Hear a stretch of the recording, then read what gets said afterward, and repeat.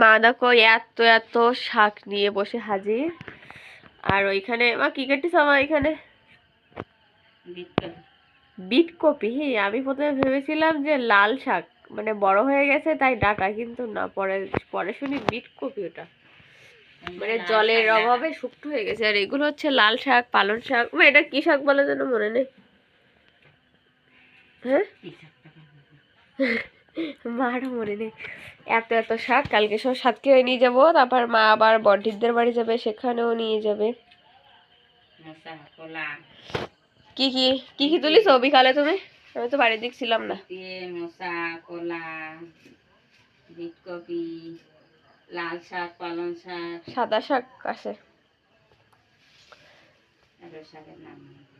ও শাক কি, ওরা কি ভাতি শাক না কি কয়? যাই হোক, যাই একটা শাক তো নাকি। আলু নিয়ে যাব, বাড়ির আলু, এবার বাড়ির আলু খাবো।